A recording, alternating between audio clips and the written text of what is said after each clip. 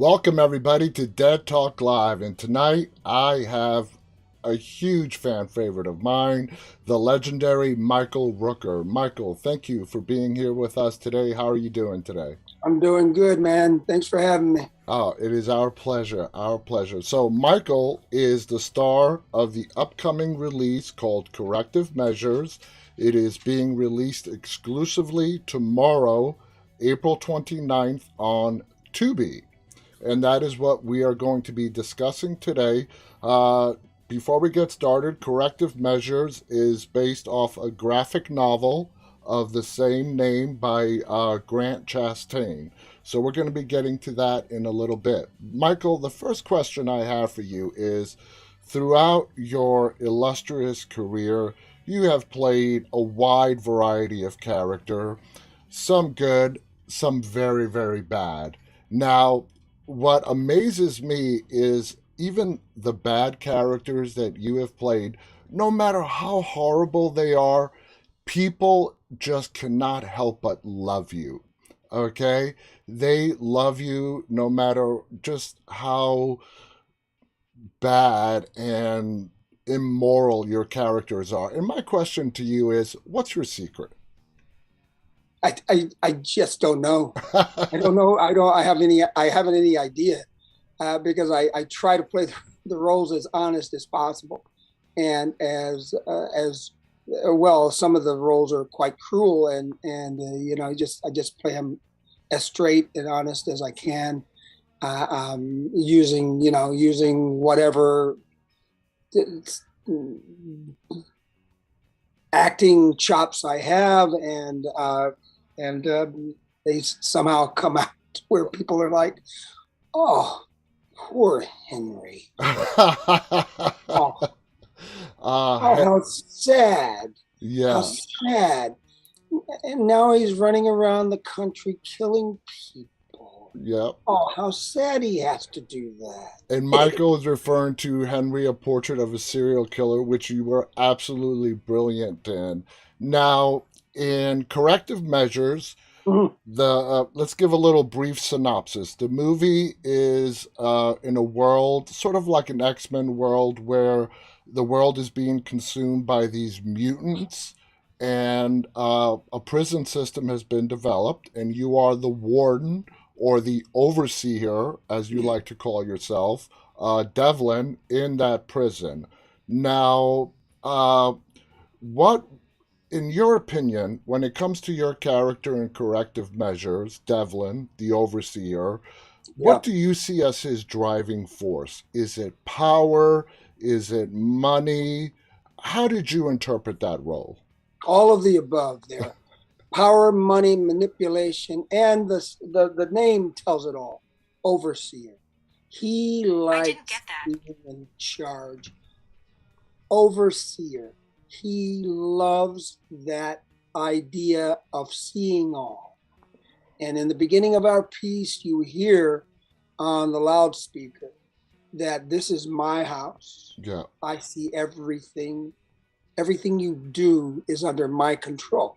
So watch yourself, And so it's kind of a just a that in an and that in itself is what a motivating thing for an actor. This is Oh, this yeah. is great. I loved this role.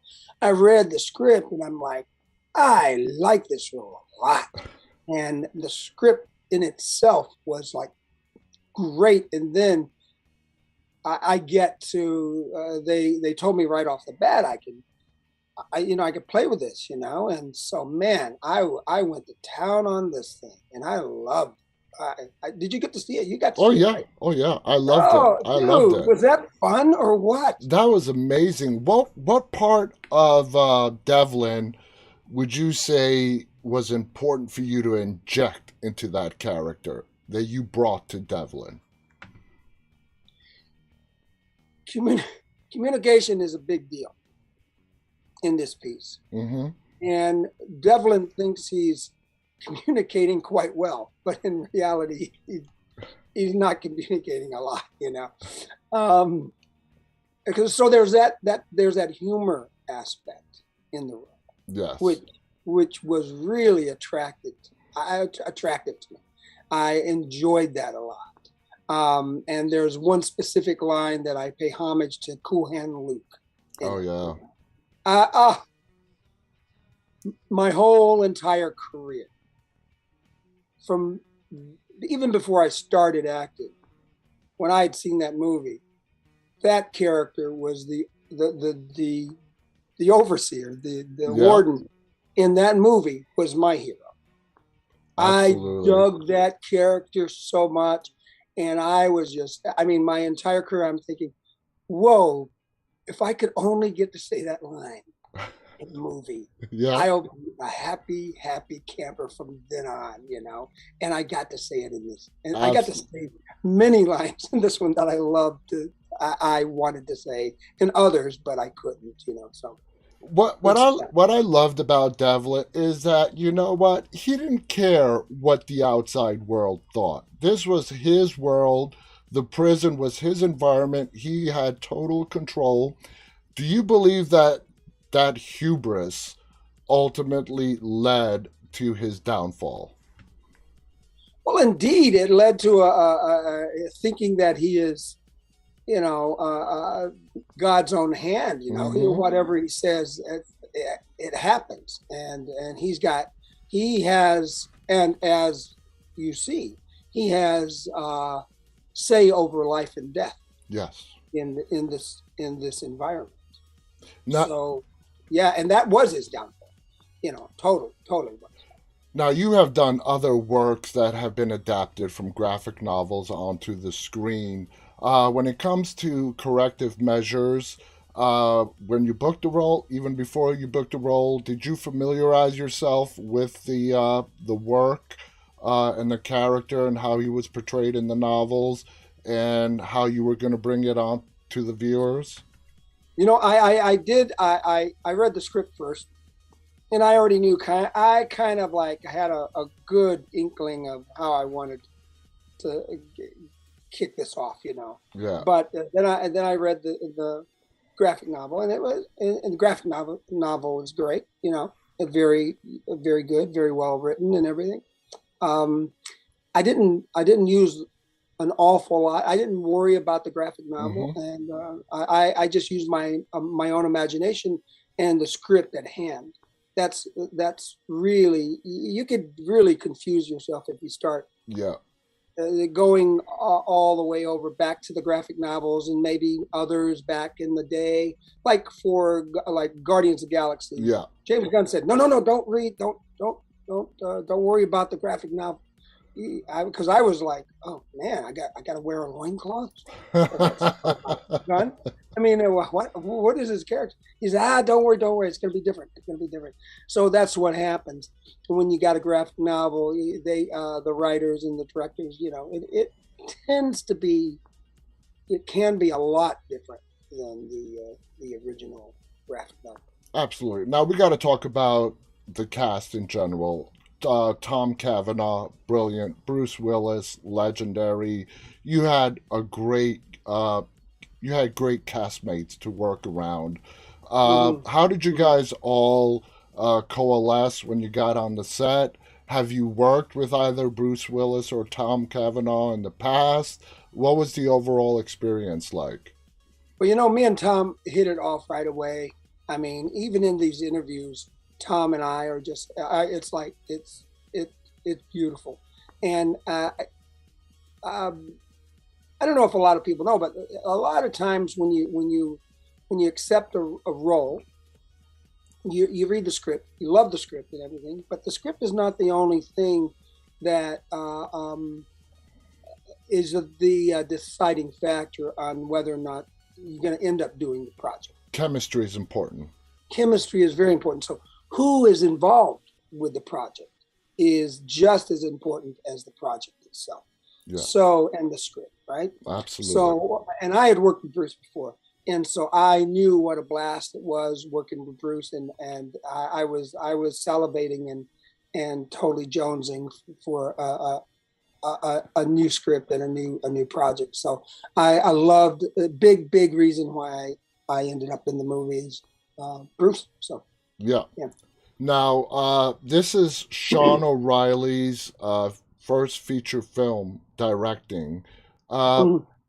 in general, as an actor, when you're coming on the set and you're working with a first time director and you being a veteran, what are some of the thoughts that go through your mind even before you meet the director? And then how do they change when you meet the director, how they want to work, their vision, and so on? Well, a lot of times we have a meeting and we talk, and you get a good sense of who the person is. And but Sean, I didn't have any qualms at all. Sean just stepped right in there and did his job, and it was completely awesome. We had a fun time. He gave me a complete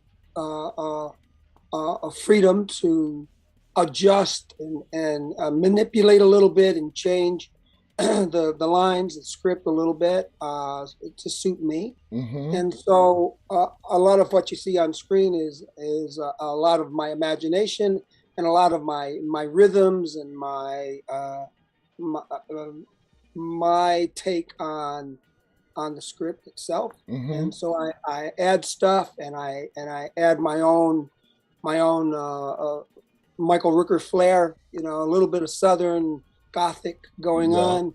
I'm originally from Alabama, but I grew up a lot of my life in Chicago, so I got both those mixes going, and I love New Orleans, so I got all that in there, and it's all you mix it all up, shake it all up, and they say action, and you just do it, man. And this is how it came out. So It it looks came out. good. It came out great. I cannot stress how amazing this movie is. It's science fiction, action, hardcore. People are gonna love it. Throughout your career, like we said, you've played a wide variety of characters. Is there a particular character that you enjoy playing more than another? Do you enjoy playing the antagonist? Does that allow you as an actor more freedom to have a lot more fun with it, to roll with it, as opposed to being the good guy, the upstanding citizen type? You know what? You answered my question, and it is. It's a lot of fun. You do get you do get to do things that you wouldn't be able to do as the hero, or you know, and so I can do either or. Mm-hmm. As actors, we're open and willing and ready to work on anything. So, but you do have an awful lot of fun playing the antagonists, the Yeah, villains, the, the bad guys. Because any director or any writer that knows their business knows that this person or persons uh, they have to be as strong and as powerful and as great as any of the heroic roles that we can think of that exactly. have been played already. Because if you don't got a strong, that person is not as weighty as if it's not a good equal justice going on Yeah, between these types of roles, your piece ain't gonna work. absolutely. It's gonna be unbalanced and like hokey and like geez, the good guy wins again. Oh geez, yeah, come on, Yeah, yeah, we we've get seen it a million times. Now, when yeah. people watch Corrective Measures and they're done with the movie, for you, what is the important aspect of Devlin, the overseer, that you would like viewers to walk away with? Okay, what is that little nuance about that character that you wish and would like people to walk away with? There's too many nuances. There are so many nuances in this role. When you're there's every scene there's something new, and that's what drove me. It's like I had the freedom to just put it out there and just have an absolute blast with this role. And so come on, my little computer screen. He's looking for his iPad or something like that. So it's like, the little computer, the computer thing, the little screen, the baby screen. He calls it his baby screen. This is funny stuff, man. This is funny stuff. And he is such a greedy, manipulative, brutal individual. Son of a bitch. Let's call him that. He's a SOB.